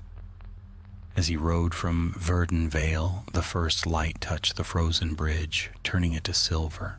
The wind whispered through the reeds, faint but almost kind. Another curse undone. Another ghost laid to rest. Yet as the sun climbed higher, Geralt could not shake the feeling that the path itself was haunted, that every mile carried the weight of the dead, both human and otherwise. Still, he rode on, for there would always be another voice in the dark, another creature waiting by the water's edge, another promise broken long ago. And until the world forgot such things, there would be Witchers to remember them. The road from Verdun Vale wound west, through moors and low hills, where fog clung to the ground like a ghostly tide. Days passed beneath an unmoving sky, colorless and vast. Winter's breath had hardened the earth, and the sound of roaches' hooves on frozen soil echoed far across the emptiness. Geralt rode in silence, his thoughts as spare as the land itself. Each village he left behind blurred into the next, faces drawn tight with fear, hands outstretched with coins. Another story of blood and shadow. The path was endless. That truth no longer troubled him. It had become part of his marrow, but sometimes in those long stretches between one hunt and the next, the memories returned. Faces half forgotten, voices swallowed by the wind. Eridan's crimson eyes haunted him more than most. Even monsters, it seemed, could choose their own deaths. By the 6th night he reached the edge of Dunmer, a stronghold town perched upon cliffs overlooking the Yaruga's northern bend. Its walls rose high and dark, the gate towers capped with banners stiff from frost. Smoke from 100 hearths trailed skyward. The scent of the place was iron and tallow, and beneath it the bitter tang of fear. At the gate, 2 guards lowered their halberds. "Name your business." Geralt lifted his hood. "Contracts." One of them eyed his medallion and the twin swords at his back. "A Witcher, then? You'll find no shortage of work here. Speak with Captain Valen in the keep. He's been begging for a blade since the snows began." Geralt nodded and passed through. Inside Dunmer was a warren of narrow streets, half choked with ice. Merchants' stalls stood shuttered. Even the beggars had vanished. Only the wind moved freely. Geralt guided Roach to the keep, a heavy stone fortress crouched against the cliffside, and left her at the stables before entering the hall. Captain Valen met him at the fire. A broad man with the scars of too many campaigns, he rose when Geralt approached. "Witcher of Rivia," he said, his tone a mix of respect and relief. "I'd feared you wouldn't come." "You sent for me?" Valen nodded. "Aye. The king's men won't help. The priests call it heresy, and my soldiers are dying one by one. I need something done cleanly and quietly." "Tell me." The captain poured 2 cups of spiced wine and handed one over. "It began a month ago. The northern watchtowers fell silent. We sent riders, none returned. Then the cattle were found slaughtered outside the walls, not eaten, not taken, just dead. 2 weeks later, my best scout came back, with his tongue cut out and his eyes burned to ash. He's still alive, though. He won't speak." Geralt's gaze sharpened. "You think it's sorcery?" "I know it is." Valen's voice dropped. "A mage once served here years ago, a recluse named Carthan. He studied the mists, claimed they were alive. The Baron banished him after his experiments cost 12 lives, but rumor says he never left, only went deeper into the cliffs. Wraith or man? I don't know. But whatever it is, it's killing my people." Geralt finished his wine. "Show me where." The cliffs beyond Dunmer were sharp as knives, their edges vanishing into the mist that rolled endlessly from the sea below. Valen led him as far as the broken watchtower before stopping. "The cave lies beyond that ridge," he said. "You'll see the runes burned into the stone. None who've gone further have come back." Geralt nodded. "Then go no further yourself." The captain hesitated. "If you find the mage Witcher, kill him quick. He was my friend once before the madness took him." "I'll see what's left of him," Geralt said and set off. The climb was treacherous. Ice coated the stones, and the mist thickened with every step.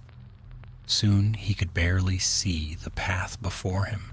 His medallion pulsed, a sure sign of magic, strong and ancient.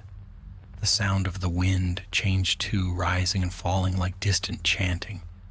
At last he found the cave mouth, a wound in the cliff face, rimmed with blackened sigils that glowed faintly blue. He drew silver, murmured an Irden sign, and stepped inside. The air was warm, thick with the metallic scent of alchemy. Runes covered every wall, their light flickering like candle flame. The tunnel twisted downward into a vast chamber, and there he saw it, a circle of mirrors, each taller than a man, arranged around a single figure, seated on a stone dais. The figure turned slowly.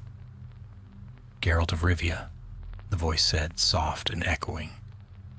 "I wondered how long before one of your kind came to me." Carthan's face was pale, almost translucent, his eyes hollow yet bright with feverish light. Around him the mirrors shimmered, each one reflecting not his body, but the faces of the dead. Soldiers, peasants, even children, all whispering soundlessly. "You've been busy," Geralt said. "I've been learning," Carthan replied. "The mist hides secrets older than the conjunction itself. These souls were lost to it. I only gave them form again." "Form that kills," Geralt said coldly. "You're binding them, using their pain to hold yourself here." "They begged for it."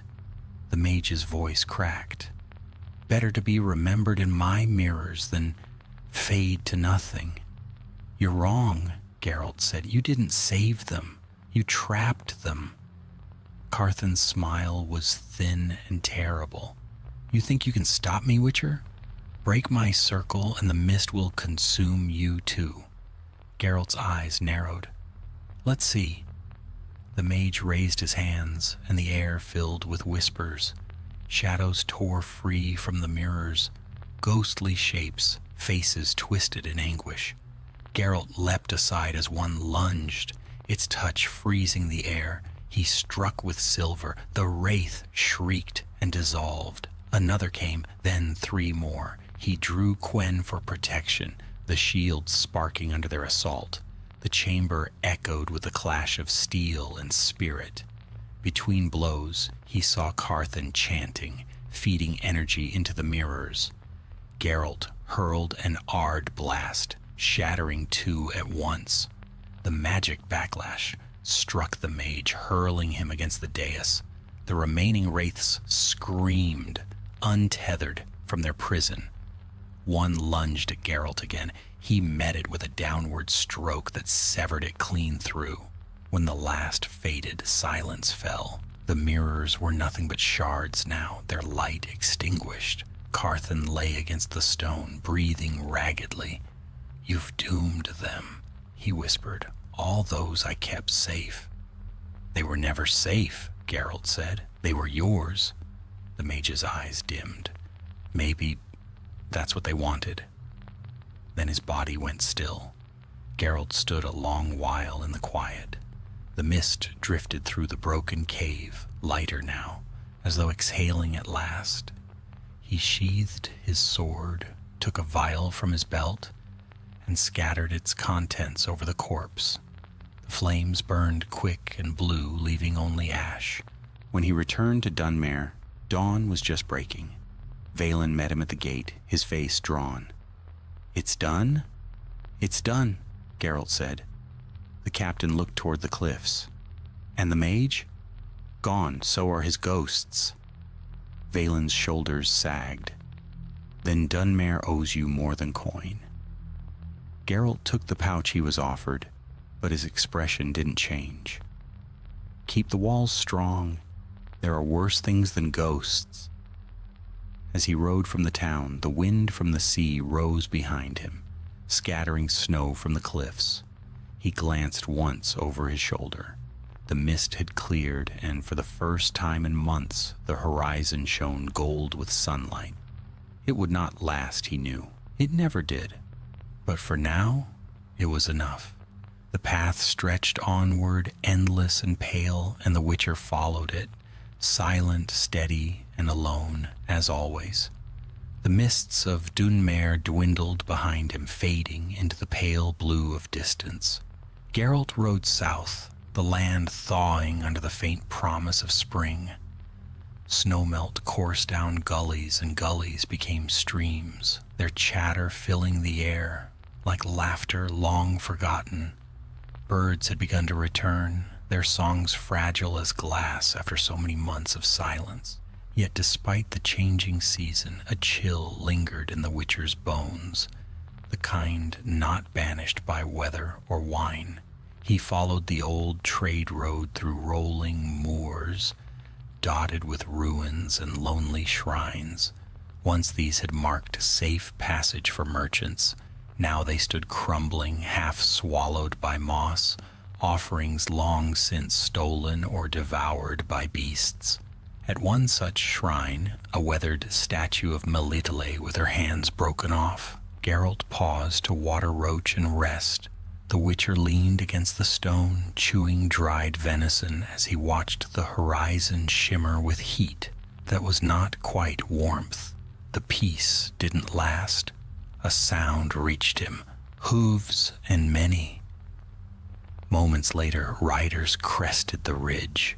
5 men, armored in piecemeal mail and leather, their banners tattered, their mounts mud-splattered. Bandits but organized, they spread out like wolves. Geralt sighed, pushing himself upright. "You've got poor timing." The lead rider, a scarred man with a gilded hilt at his belt, sneered. We'll take the horse and your purse, mutant.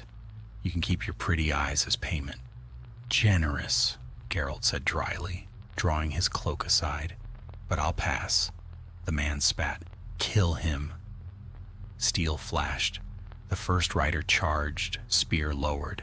Geralt moved aside with practiced ease, slicing once. The man toppled from his horse before the others even registered it. The second came from the left. Geralt ducked low, blade singing in an arc that ended in blood. The remaining three hesitated, fear flickering where arrogance had been. Still want the horse? Geralt asked. One turned and fled. Another raised a crossbow. The bolt flew, but Geralt caught it on the flat of his sword and sent it spinning harmlessly away. The last bandit struck with a roar, clumsy but desperate. Geralt sidestepped and drove his pommel into the man's jaw. He fell without a sound. When it was done, only wind moved across the moor. Geralt wiped his blade and sheathed it. His medallion thrummed faintly, not from magic, but from the echo of violence. He frowned. Bandits rarely roamed this far south in winter's wake. Something had driven them here, away from safer roads. He searched the leader's body and found a letter sealed with red wax, half torn. The writing was crude but legible. To Captain Drevin, your men will find easy pickings along the southern passes. The lords of Elendor have withdrawn their guard. Take what you need, burn the rest. Geralt folded the letter. Elendor lay 3 days' ride south, near the temple of Melitele. He had not seen it in years, not since the days when Ciri had studied under the high priestess Nennika. The thought stirred an ache he'd learned not to name. He mounted Roach and turned south, the path, as ever, decided for him. 2 nights later he reached the outskirts of Elendor. The fields were charred, black skeletons of cottages marking where villages once stood. Smoke still rose from a distant manor. Soldiers bearing no heraldry moved through the ruins, stripping what remained. Their laughter drifted through the air, brittle and cruel.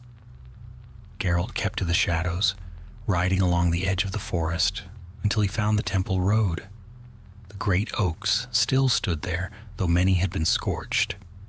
The temple itself rose from the grove's heart, its marble dome cracked but unbroken. Bells tolled softly in the wind. He dismounted before the gates. A familiar figure emerged from within, her gray robes streaked with ash, her once black hair silvered by time. Geralt, said Neneke, voice steady despite the lines of fatigue around her eyes. He inclined his head. Mother Neneke, you've chosen a grim time to return. I don't choose the time, he said, only the road. She gave a tired smile. So you always say. Come. The sisters will be glad to see you, though their numbers are fewer now. Inside the temple smelled of incense and smoke. Broken pews lay stacked against the walls, and the great statue of the goddess bore cracks across her arms. Novices moved quietly among the wounded, peasants, refugees, even a few soldiers who had thrown down their swords.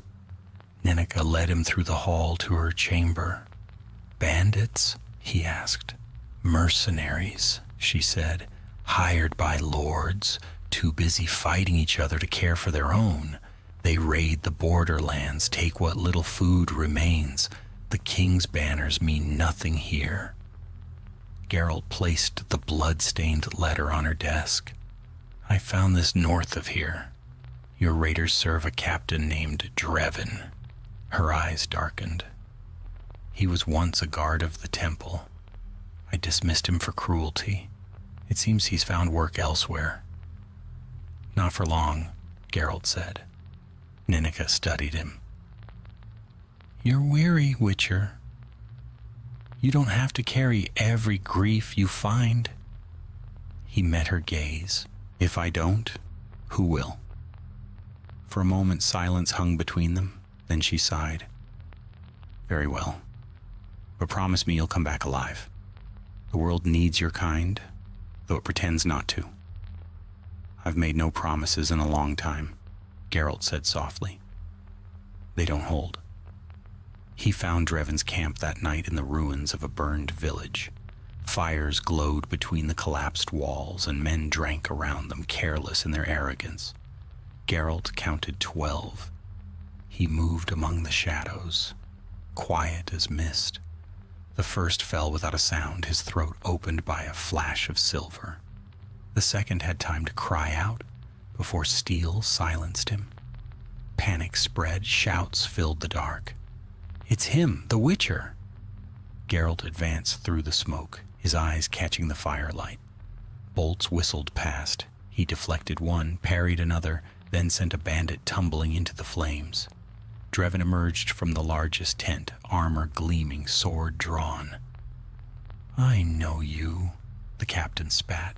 Mutant. The lords may have forgotten the law, but I haven't. Witchers bleed like any man. Then try me, Geralt said. They met in the center of the ruined street, steel on steel. Drevin fought well, strong, disciplined, but rage made him reckless.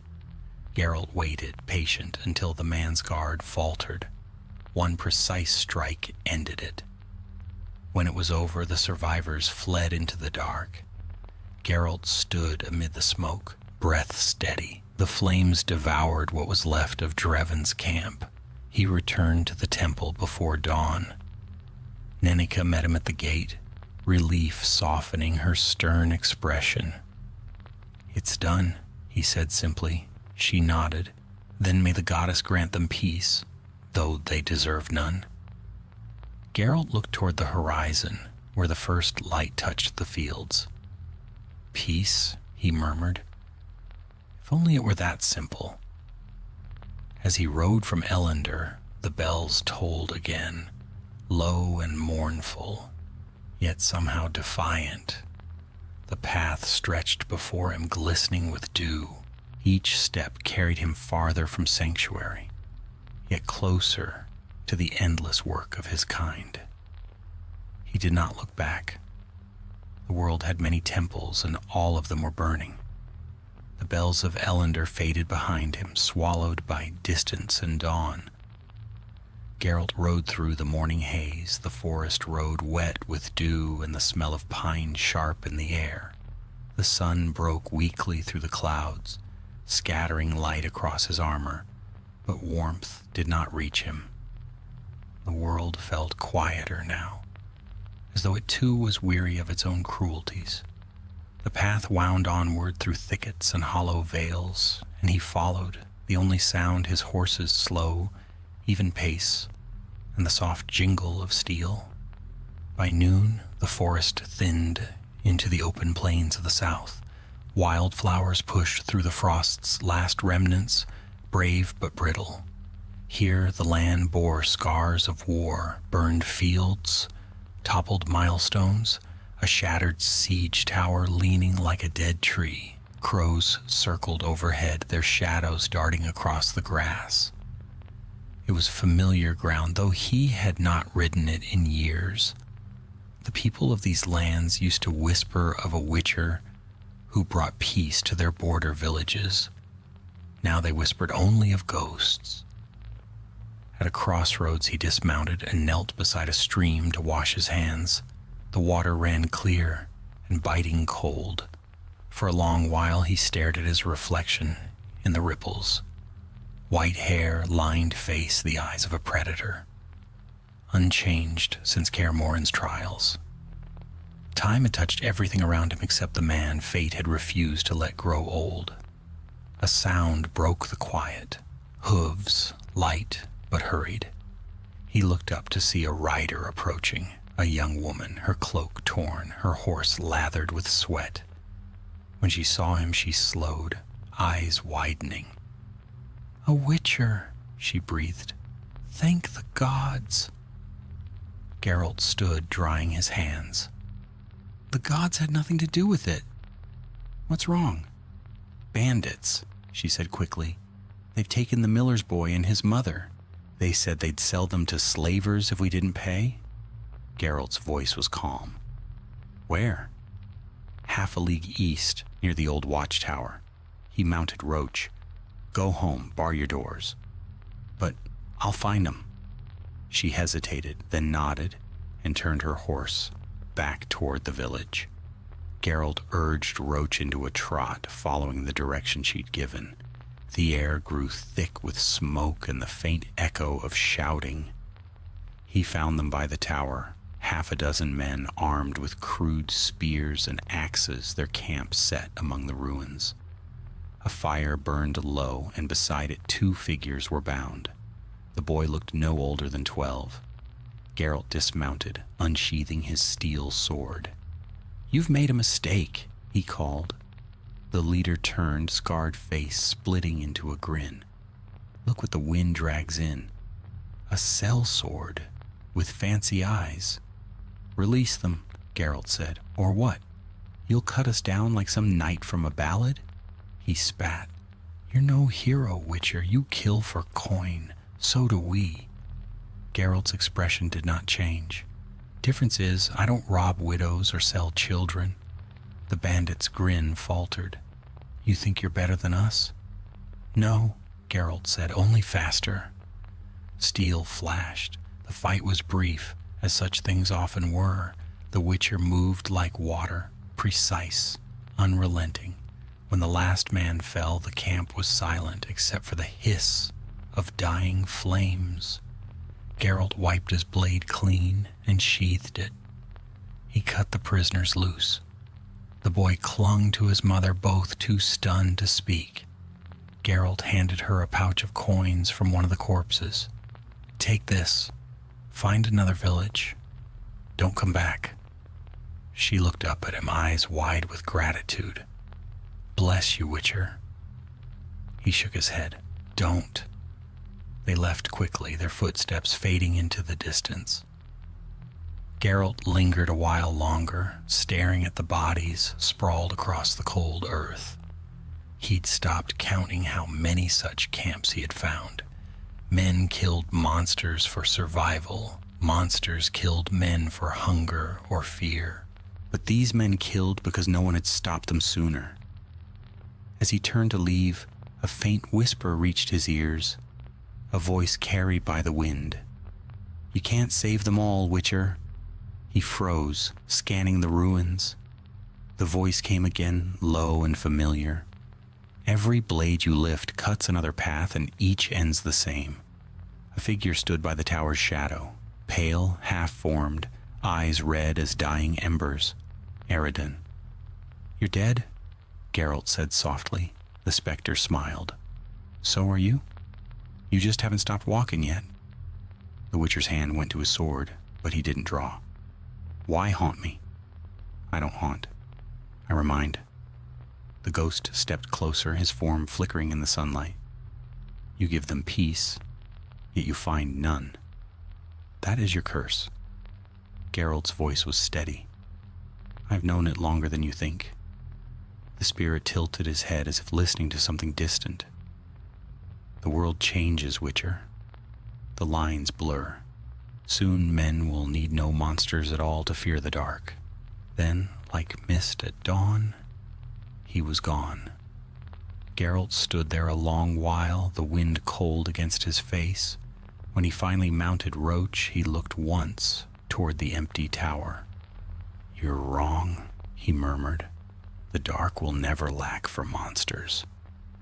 He rode until twilight bled across the sky.